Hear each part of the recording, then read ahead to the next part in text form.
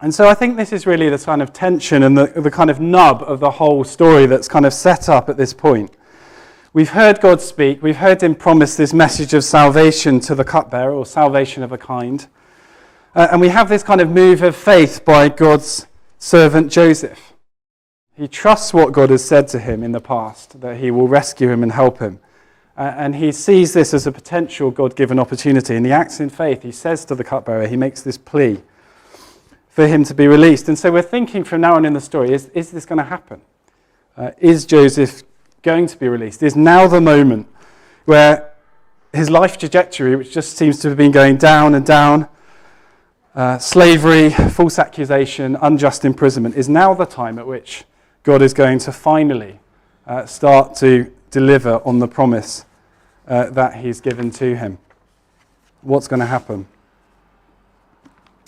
Well, of course, we've heard the story read, don't we? And it's not. That's not what's going to happen.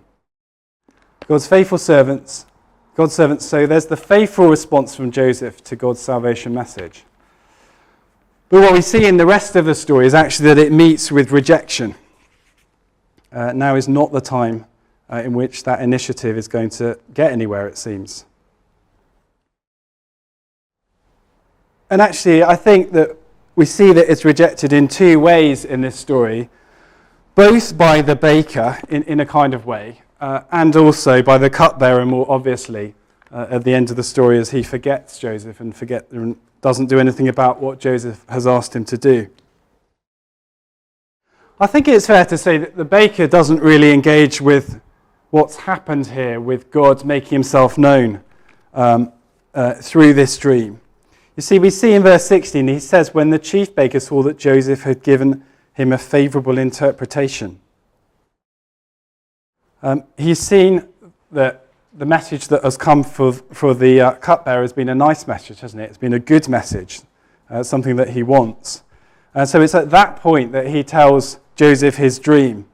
And it's a dream about, a very strange dream again, about 3 baskets of bread and birds eating out of the basket. But this time, the message that Joseph comes back with, that God through Joseph comes back with, is much more sobering, isn't it, about what is going to happen to him. We hear, don't we, about this sort of execution that's going to happen in the most gruesome and terrible way. It must have been awful for Joseph to have to share this with him, mustn't it? The temptation must have been there to say something else, I guess, or not to tell him as plainly as he did, and yet he doesn't shrink away from it, because I take it that God knows that the God that he serves is sovereign not just over the good times, over salvation, but he's also sovereign over these kind of acts. We're not told anything about the right or wrongs of these acts, are we, or whether the baker deserves this or not.